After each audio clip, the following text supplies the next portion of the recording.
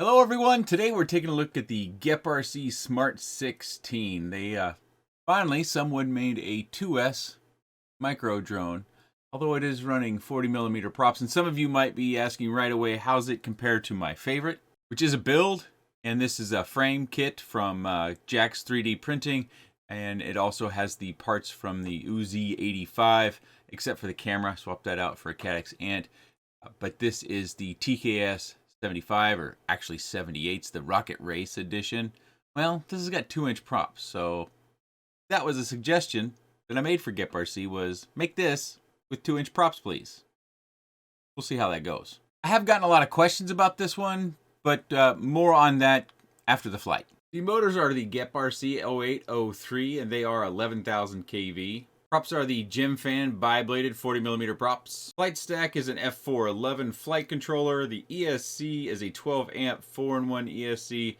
And the VTX up top here is power switchable up to 200 milliwatt. And it is connected with a UFL, so you can switch out the T antenna for something different. FPV camera is the Caddx Ant. Mine is the Crossfire version. That's why we see this T-mounted antenna with the Crossfire receiver right down in there. We've got PH20 pigtail back here to run 2S. It is secured down with a TPU print, just like the antenna is secured as well. Top carbon fiber plate is 1mm thick. Bottom carbon fiber plate is 1.5mm thick. And motor post to motor post, I'm getting 77mm. Without the battery, it weighs just about 35 grams. The main flight that you're going to see this was flown with the stock batteries, the 380 milliamp 1S batteries. There are 2 of them, which brings my flying weight up to 54.3 grams. It does come with 2 other TPU prints to mount your batteries. Let's weigh the heavier one. With that heavier TPU mount, it weighs 55 and just a touch over 55 grams. Also came with an extra set of props, some M2 nylon nuts, some M2 5mm screws, M2 dampening ring. These 1.4mm screws are for the motors, and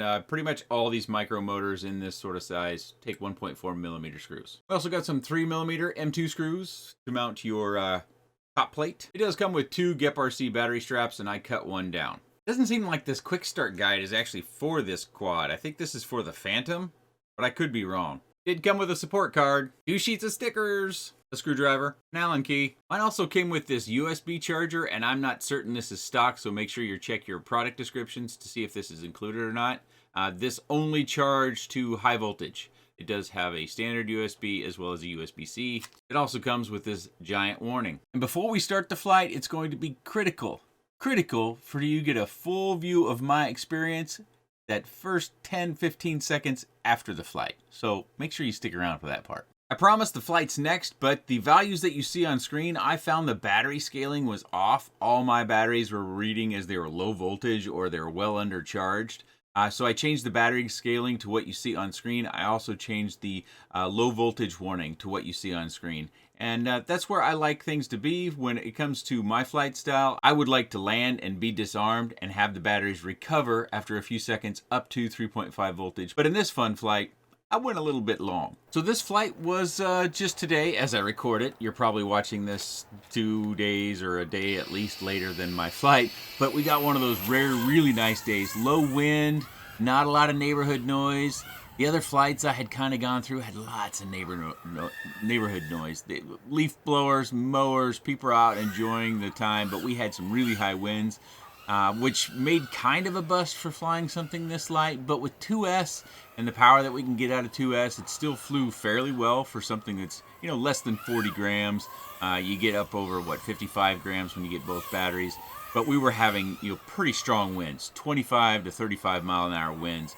I did fly it, and, you can still enjoy yourself. It's just doing some of the things I like to kind of work in from time to time, like close proximity.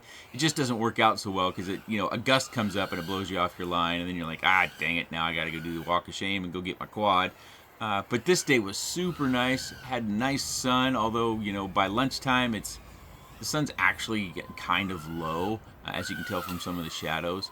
But this flight was one of those flights where I went a little too long. I kind of lost track of myself, so at the end of it, you're going to find that the battery doesn't quite recover all the way up to where I want it to. I want my batteries to recover at 3.5 volts per cell.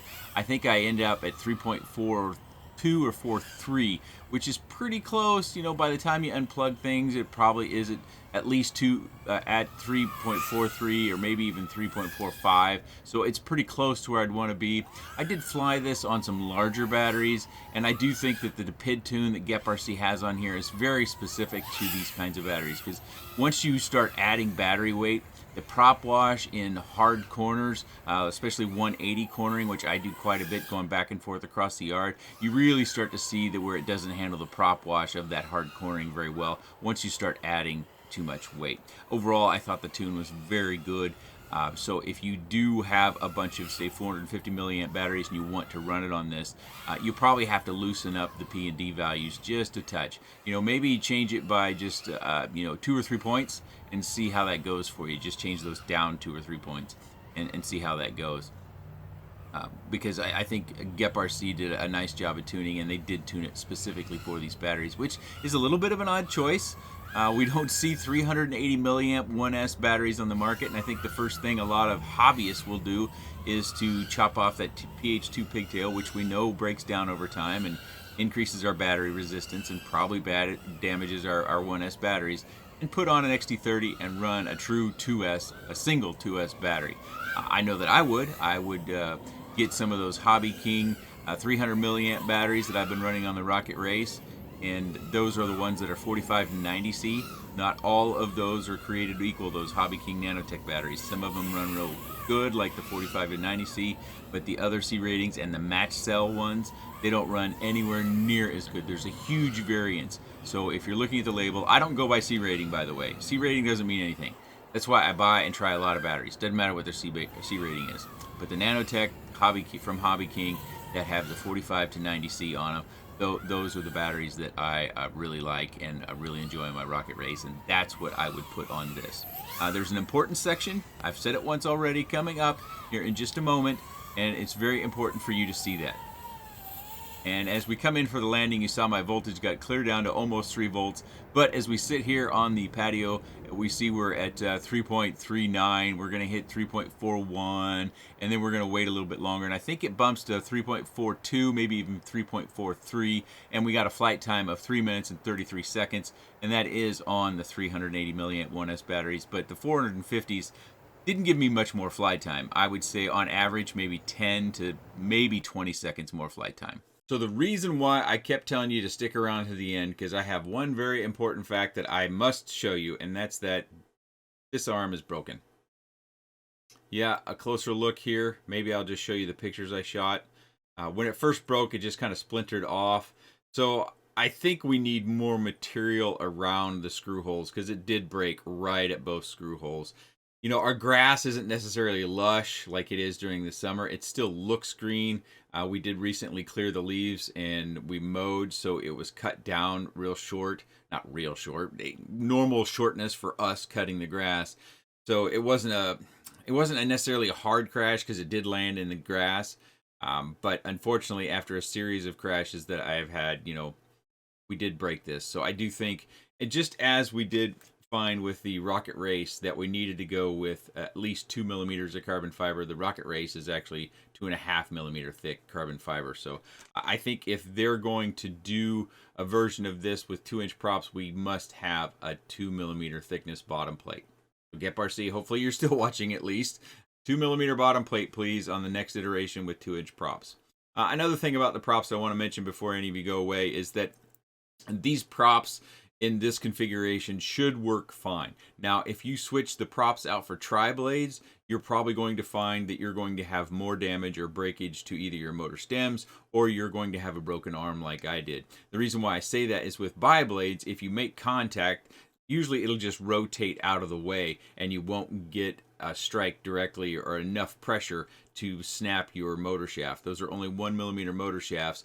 So, the prop rotates as you hit something, so therefore you shouldn't have a lot of direct impact to the motor shaft. But if you put tri-blades on there, now you've got 2 points of contact, and I'll give this an example. So if you crash, now the motor doesn't have anywhere to spin to rotate out of the way. So if you hit something hard, these props are going to stick against it. To say if it's even a circular, it's going to rotate, and you're going to have quite a bit of force coming against the motor shaft. Now, these have with these larger motors, which was also a suggestion I made for Geprc on the 2-inch variant, is to have some 1102 or even 1103 motors. They have 1.5 millimeter shafts, so much safer, and they have the option of using motor screws or prop screws, so they can secure those things down and keep those safe. And I don't really compare these directly. You know, if you're asking me which one is better, this one's better. It's got bigger props, bigger motors, and it weighs just a touch less. So I still am excited and hopeful that Geprc will make a 2-inch version of this, because I do think those people that, you know, are having troubles getting what we needed for the other quad, the Rocket Race, they would enjoy something like this on a 2-inch prop, as long as we get a bottom plate that can withstand fairly abusive crashes, because you know, the more fun you have, the more crazy we get, and you end up having super crashes. Oh, I should show that crash. I'll put the crash and some random flight footage up in this corner. The first little clip will be the crash. I just clipped the bush a little bit and then tumbled into the grass, and it snapped this arm off, so that's kind of sad. Mine was the Crossfire version, which I flew it with the Tango 2, which is not my favorite remote, so if you notice some sort of flight deficiency that looked like the pilot wasn't quite up to task, if you're comparing this flight versus some other flight, it would be a little bit, because that's not my favorite radio, and having that comfort of the radio is an important bit. But you can see how they secured it down with 2 zip ties here, and then we secured the actual receiver right down here with a single zip tie. So they did those things pretty clean. Also, the boards are brought together via wires. There's no pins between them, so the boards can move independently. They do use nylon standoffs in the stack, which I think I can't really support that, because especially where you have the heads right down here, if you come in for kind of a skiddy landing, or if you have a crash on the asphalt and you actually come down on the bottom, then, you know, those heads could come right off of that asphalt. You do have the option to where you can run this with your batteries on top, as you saw in the quick specs, or you can route a battery strap through the bottom, and then you could maybe get an Insta360 Go and run that on top if you chose to. I did not explore the Insta360 Go at all. I suspect from my experience it's going to fly fairly modestly. It's going to be more flat flight sort of cruising. But as you can see there, we could fish our battery strap through, and you could run batteries down here if you wanted to. I think in this configuration, there is a flight feel difference. If you're at a stage in your FPV journey where you can kind of feel it and you kind of prefer a top-mounted versus a bottom-mounted, you'll probably prefer the batteries to be on top. But you know, if you got a little guy and you want to take a super fun little tiny micro quad and put a 28-gram HD camera on top, you know, you can do that. It'll fly. It'll probably only fly for about a minute and a half, and it'll be kind of slow cruisy. This also does give you a good shot of my camera angle. Hopefully there's enough light there. I'm still toying with my lighting as I change camera angles and cameras on you guys from time to time. Hopefully that doesn't bother you too much. As far as the stiffness, let's go to an arm that's not broken here. It's got a pretty good sized body on it, so let's just, you know, it's only 1.5 millimeters thick. It's about what I would expect. It doesn't seem to indicate that it's super flexible carbon fiber. I know a lot of people will look at the weave and they'll say, you know, the weave's done wrong or the weave's done right. Well, my understanding is, talking to people who cut carbon fiber for a living, and one of them is an uncle of mine. He's like, this stuff doesn't matter. That doesn't tell you anything. That's stuff, something that we put on carbon fiber to make it look nice. This doesn't tell you how the laments are done. It doesn't tell you about the quality. It doesn't tell you anything. So, you know, you stick to your own opinions if it's that, but my opinion is I would rather just test the stiffness than look at the weave and say it's cut right or it's cut wrong or it's no good or it's not good. I'm looking for relatively stiff, and I've definitely felt like in the what was it, the E-Sheen 80, what was that one called? It was essentially the same, but it wasn't a top mount battery quad. Was it the Uzi 80? It might have been. It was super flexible. Matter of fact, I think when I had that one on the bench just kind of laying there, an arm bench. So this one's way stiffer than that, but it's not rock stiff. Again, like my Rocket Race, this one's real stiff. But it's a fun quad, and I enjoyed it. I had all sorts of fly time with it, and I think most people will probably cut this off. I shouldn't say most. Those of you that have been around for a while, or you know, you follow a lot of different YouTube channels and Facebook posts and RC groups, you'll know that these PH2 connectors, they're kind of a weak spot when it comes to performance and even flight time. They're rolled pin, they'll break down over time, and then you'll have more battery resistance. Your flight time will come down, your performance will come down, and either you'll have to replace this pigtail with another PH2, but I would just snip the wire, the black and the red, and put an XT30 on and run a Hobby King battery, which this is the battery I was talking about, and you can see it comes with that red JST that we used to use years ago. But these are the good batteries. These are Hobby King Nanotech 300 milliamp 2S 45 to 90C. Don't care about the C rating. That's mumbo jumbo. It's marketing nonsense. But that tells you at least what battery to look for. I've tried the match cells. I've tried other batteries of this same sort of ilk. None of them compare for weight and performance than this battery right here. Matter of fact, let me show you a few of those I've tried. So I've tried these. I didn't care for them. I'd rather just fly this G&B 300s than these 380s. I bought some of these new Hobby King batteries. You can see it's got that same sort of rating on them, and it comes with an XT30 already on it. Nope, not nearly as good a battery. I would still prefer those other batteries. So unfortunately, this can cause some confusion when you're looking for them. Just make sure it doesn't look like this. You want it to look like that top battery. Top battery, good battery. Bottom battery, not as good. Also tried the Lumineers. And then there's some other nanotechs that I've tried in the past that are the same sort of size, shape, and print label. They're in my bag. I don't even get them out. They're probably clear at the bottom of the bag. But they're different C rating labeled. And the match cell ones, none of them are as good as this battery. Of course, if you have your own preference, hey, so be it. Fly what you got. But if you're looking for a good 2S battery and you want to cut that pigtail off and put on a really good performing for the weight battery, this is the one I would recommend. The cost listed for this depends on the receiver that you get. They do have Express LRS options, which I would have preferred. I'm a fan of Express LRS, but we got Crossfire. That's a quality sort of radio link. But its price on the Geprc website is going to vary. It comes in lower price is $134.99, where you add your own receiver. Upper price is $164.99. I'll have various links down in the video description if you would like to check it out. Keep in mind I did break mine.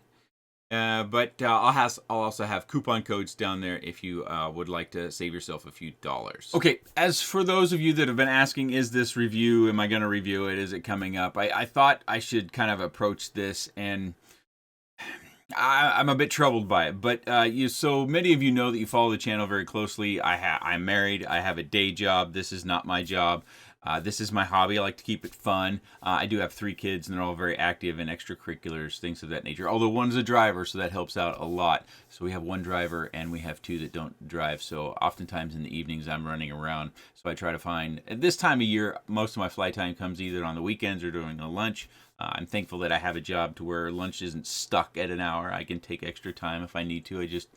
Certain amount of work that I'm going to be done. But as far as my reviews go, I've said it a few times, but I don't do quick reviews. I'm not concerned with being rewarded of being first.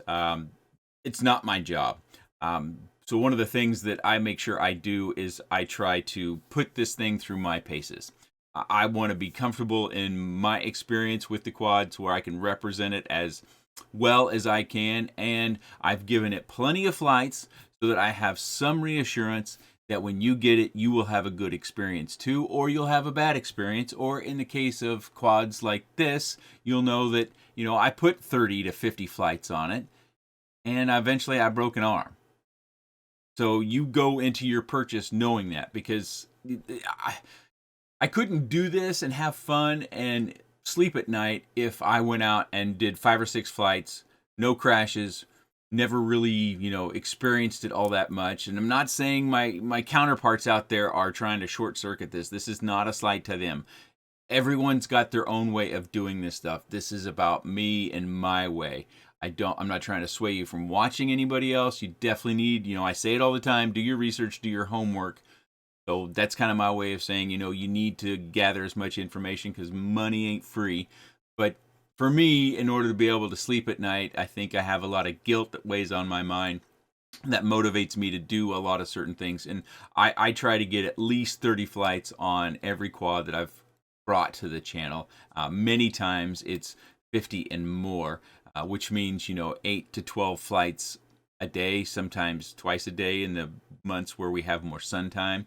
But so that's why my reviews tend to take a little longer. If I happen to be first, it's probably because I was working with the manufacturer before it came to market, or the manufacturer sent it to me first, or there was a shipping problem for everyone else that they sent one to. So it takes about 2 weeks for me to go through a quad. That's just what it takes. But I thought I should cover that. I've gotten some questions about this particular quad and people asking me when the review was coming or if I was reviewing it. It just takes me more time. If you have any comments, questions, suggestions, or otherwise, please let me know in the comments section below. I appreciate your time. And thanks for watching.